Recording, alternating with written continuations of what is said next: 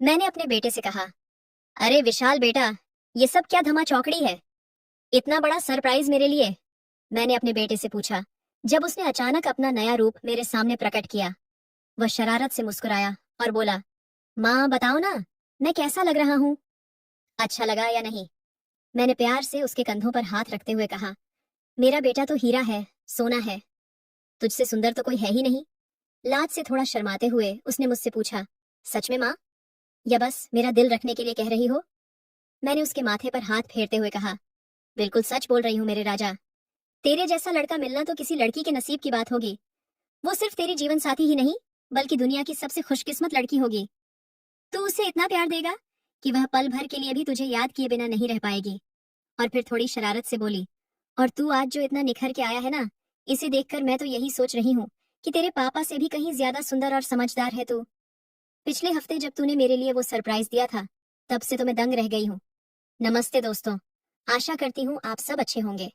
आज मैं आपके साथ अपने जीवन की एक खास कहानी शेयर करने जा रही हूँ, जिसमें मेरे प्यारे बेटे और हमारी पड़ोसन सुमन भाभी के साथ हुई कुछ यादगार बातचीत शामिल है। लेकिन उससे पहले, अगर आप मेरी कहानियों को पसंद करते हैं तो कृपया इस वीडियो को लाइक करें, चैनल को सब्सक्राइब करें और नोटिफिकेशन बेल को जरूर दबाएं, ताकि मेरी हर नई कहानी का आनंद आप सबसे पहले ले सकें। चलिए, अब अपनी कहानी पर वापस आते हैं। मेरा नाम अंजलि है और मैं 38 साल की हूँ। ये बात लगभग 15 साल पहले की है, जब मेरे पति प्रकाश ने मुझे बताया कि उन्हें विदेश में एक बहुत अच्छी नौकरी का ऑफर मिला है। सिंगापुर में बड़ी कंपनी है। उन्होंने मुझे अच्छा पैकेज दिया है। बस कुछ महीनों की बात है, फिर तुम्हें और विशाल को भी वहां बुला लूंगा। प्रकाश ने उत्साहित होकर कहा। मेरा चेहरा उतर गया। मैंने कहा, इतनी दूर? और हम दोनों यहाँ कैसे रहेंगे? विशाल अभी सिर्फ 4 साल का है, उसे आपकी जरूरत है। प्रकाश ने मेरे कंधे पर हाथ रखकर समझाया। देखो अंजलि, ये मौका हमारे लिए सुनहरा है। घर का कर्ज, विशाल की पढ़ाई, हमारा सपनों का घर, सब पूरा होगा। थोड़ा धैर्य रखो। अगली सुबह जब मैंने देखा कि प्रकाश अपना सामान पैक कर रहे हैं, तो मेरा दिल टूट गया। मैंने भरे गले से कहा, प्रकाश प्लीज मत जाओ, हम मिलकर कोई और रास्ता निकाल लेंगे। उन्होंने मुझे गले लगाकर कहा, मेरी जान, बस कुछ महीनों की बात है, फिर हम सब साथ होंगे एक नई जिंदगी में। विशाल के लिए, हमारे भविष्य के लिए यह जरूरी है। विशाल की निद्रा में डूबी हुई मासूम सूरत देखकर मैंने आंसू पोंछे और प्रकाश को अलविदा कहा।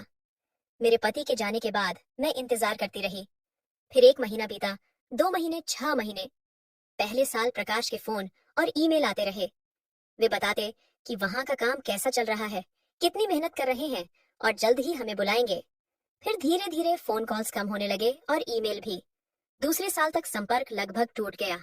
3 साल, 5 साल और फिर 10 साल। प्रकाश ने कभी वापस आने का कोई संकेत नहीं दिया। न कोई पैसा भेजा, न कोई खबर।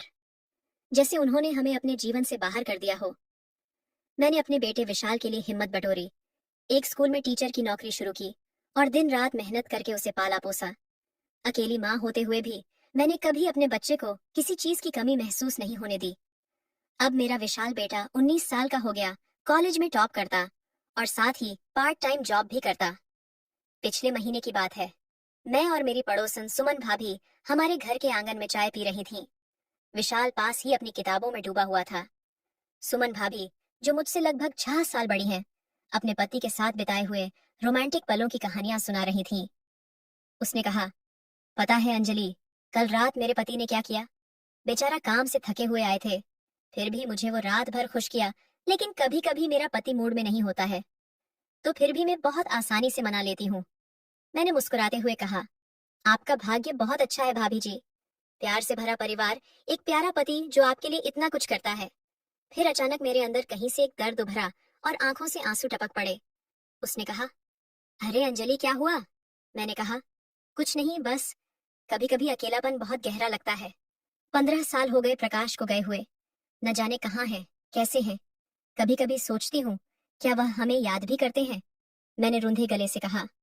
सुमन भाभी ने मेरा हाथ अपने हाथ में लेकर कहा, अंजलि, तुम अभी भी इतनी खूबसूरत हो, इतनी मेहनती और स्वाभिमानी। प्रकाश ने जो किया वो गलत था। अब तो विशाल भी बड़ा हो गया है। क्यों ना तुम अपने लिए एक नई शुरुआत करो। कानूनी तौर पर प्रकाश से तलाक लेकर अपनी जिंदगी में आगे बढ़ो। हर औरत को प्यार और सम्मान पाने का हक है। उस दिन सुमन भाभी अपनी बातों में इतनी रंगी हुई थीं कि रुकने का नाम ही नहीं ले रही थीं। उनकी कुछ बातें इतनी व्यक्तिगत थीं कि मैं यहाँ बयान नहीं कर सकती। भाभी ने अपनी जीवन के कई रंगीन किस्से सुनाए, जिनमें उनके पति द्वारा उन्हें प्यार से रखने और खुशियां देने की बातें थीं। फिर सुमन भाभी ने आंखें नचाते हुए कहा, अंजलि, तुझे पता है मेरा पति मुझे कितना प्यार करते हैं। वो हर हफ्ते कम से कम एक बार तो मुझे बाहर डिनर पर ले जाते हैं, और अगर 3-4 दिन मेरे मनपसंद काम न करें तो मैं उनकी नाक में दम कर देती हूँ। मैंने हंसते हुए कहा, वाह भाभी, आप तो अपने पति को पूरी तरह नचाती हैं। आपका तो जादू चलता है उन पर। वे गर्व से बोली, अरे हाँ बिल्कुल, मेरा मानना है कि शादी में दोनों का ख्याल रखना चाहिए, पति भी खुश और पत्नी भी।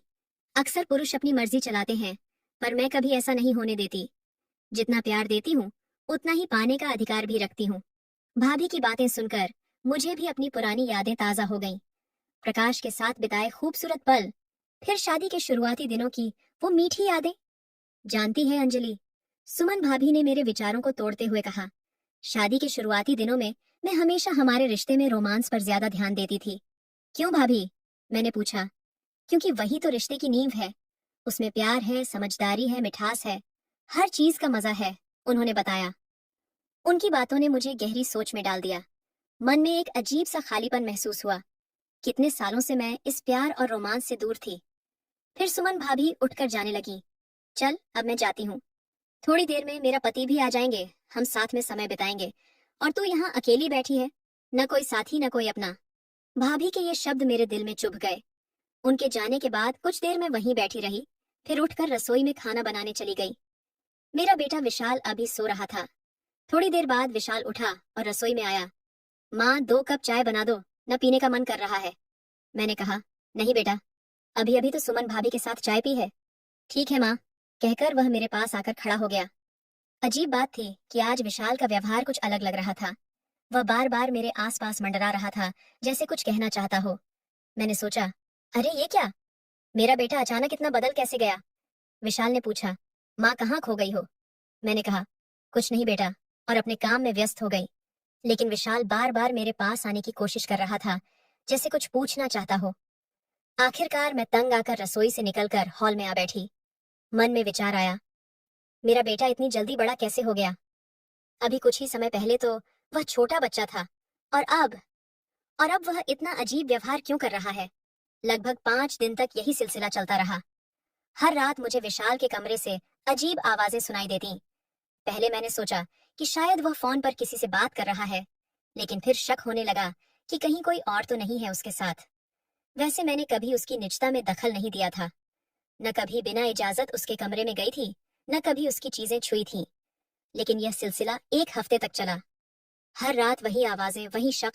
मैं सोचने लगी, क्या वह कोई लड़की लाता है? क्या वह अकेला नहीं है? आखिरकार एक रात मैंने ठान लिया कि सच जानना है।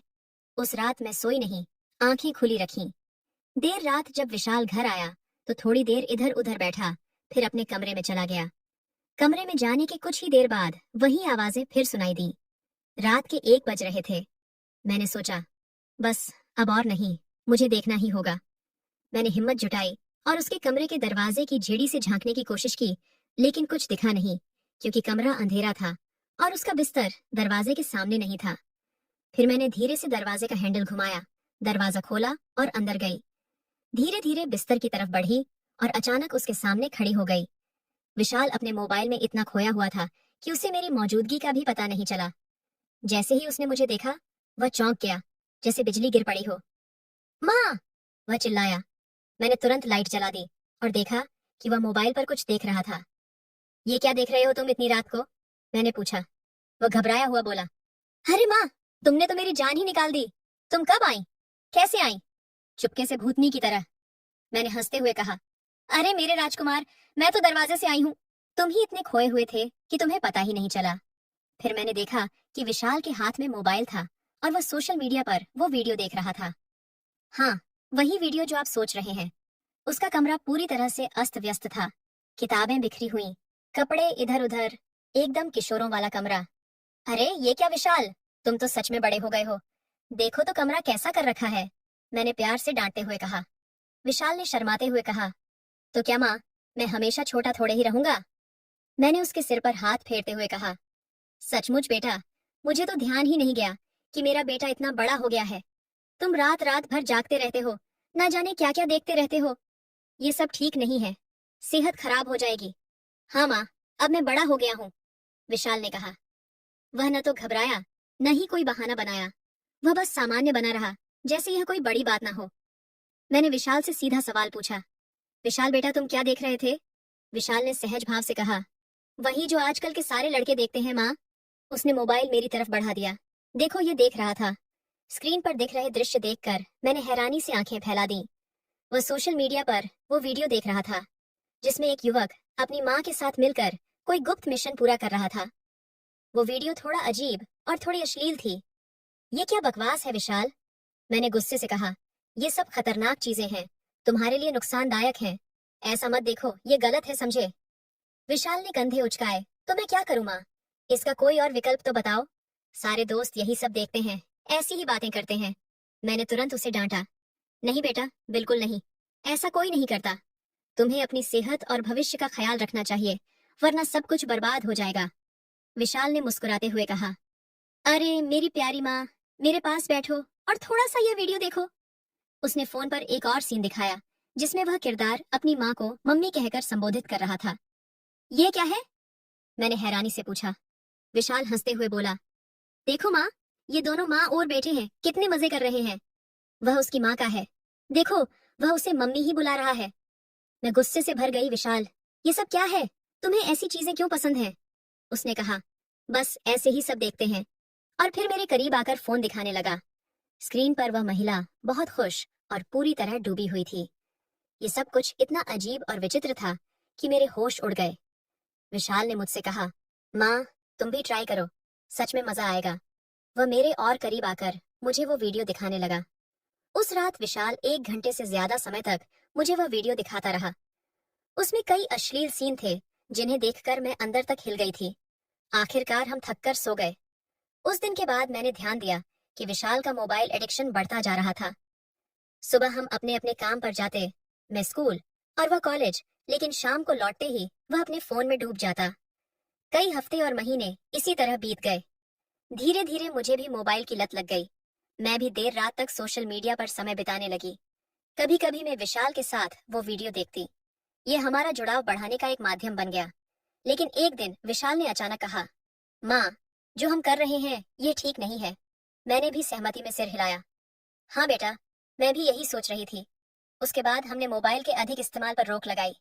विशाल बोला, माँ मैं अब बड़ा हो गया हूँ, मुझे अपनी जिंदगी में आगे बढ़ना है, करियर बनाना है, शादी करनी है। लेकिन मेरे लिए यह इतना आसान नहीं था। मुझे स्क्रीन पर वो वीडियो देखकर समय बिताने की आदत पड़ चुकी थी। अकेले में मैं फिर से सोशल मीडिया पर ज्यादा समय बिताने लगी, नई नई वीडियो कई घंटों तक देखती। विशाल अब बार बार कहता है कि वह शादी करना चाहता है, अपना करियर बनाना चाहता है। लेकिन मुझे लगता है कि अगर वह किसी और के साथ अपना जीवन शुरू करेगा तो मैं फिर से अकेली हो जाऊंगी। मैं चाहती हूँ कि वह मेरे साथ ही रहे, मेरी देखभाल करे जैसे पहले करता था। मैं जानती हूँ कि यह मेरी ओर से स्वार्थपूर्ण सोच है, इसलिए मैंने खुद को कैसे भी करके संभाला है और अब कभी भी उससे दोबारा ऐसी बात नहीं कहूंगी। मैंने अपने मन से यह तय कर लिया है। पिछले 1 साल से मैं इस उलझन में हूँ। सुमन भाभी ने कहा था कि मुझे प्रकाश से तलाक लेकर अपना नया जीवन शुरू कर देना चाहिए था। शायद कोई अच्छा साथी मिल जाता, लेकिन मैंने ऐसा नहीं किया। अब मैं अपने बेटे के भविष्य के बारे में सकारात्मक सोच रही हूँ और साथ ही अपने लिए भी एक नई दुनिया तलाश रही हूँ, जहाँ मैं सिर्फ विशाल की माँ नहीं बल्कि अंजलि भी हूँ। तो दोस्तों, यह थी मेरी छोटी सी कहानी। आपको यह कहानी कैसी लगी कमेंट करके जरूर बताइएगा। अगर आपको यह कहानी पसंद आई हो तो इसे लाइक करें और अपने दोस्तों के साथ शेयर करें। आगे भी ऐसी ही कहानियों के लिए हमारे चैनल को सब्सक्राइब करें और बेल आइकन दबाना न भूलें ताकि आप हमारी कोई भी कहानी मिस न करें। धन्यवाद।